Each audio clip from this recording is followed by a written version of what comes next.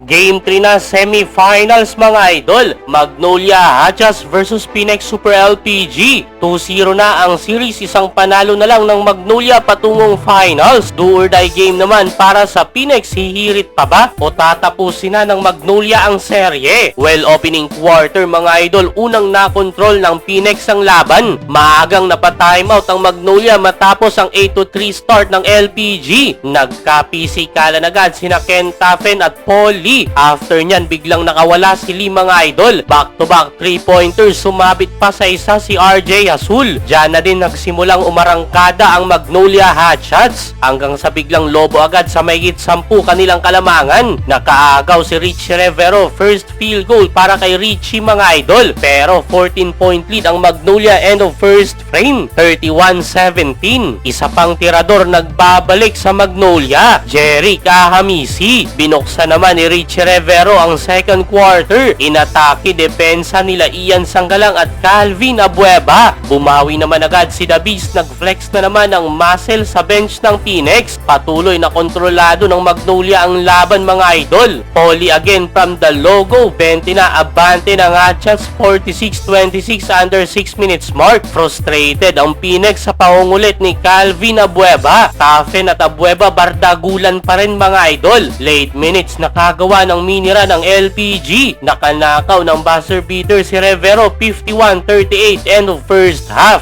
Third quarter, tindi ng ginawang run ng Phoenix Super LPG. Takeover si Jonathan Williams, katulong itong si Ken Taffen. Third 3-pointer para kay Taffen mga idol. Natunaw bigla malaking kalamangan ng Magnolia. Natahimik opensa ng Hatchets dahil sa umigpit na depensa ng Phoenix. Tumabla na ang laban under 7 minutes mark, 54 all. Hindi na umubra ang mga pangasar ni Calvin Abueva. Biglang nabaliktad ang ihip ng hangin mga idol. Nagtuloy-tuloy pa ang momentum na yan ng Phoenix at natapos itong pangatlong quarter sila na ang may hawak ng kalamangan, 71-67. Fourth quarter, hindi na mapigilan ang pag-arangkada ng Phoenix. Pumutok si RJ Azul, tatlong sunod na tres mga idol. Dahil dyan lumobo na mahigit 10 kalamangan ng LPG. Bagsak si Calvin Abueva matapos matamaan na naman ang ilong. Technical na hatol dyan kay Ken Taffen. Sinubukan ni Abueva na buhayin pa itong Magnolia Hatchets. Buwis-buhay si The Beast mga idol. Yun nga lang, na-out na siya sa laro nang matawagan ng pang-anim na foul. Frustrated si Abueva dahil dyan hindi na nakabalik ang Magnolia. Hindi pa tapos ang series mga idol, buhay pa ang Phoenix. Final score 103-85. Best player RJ Azul. 17 points sinapian ni Steph Curry with 5 out of 7 behind the arc.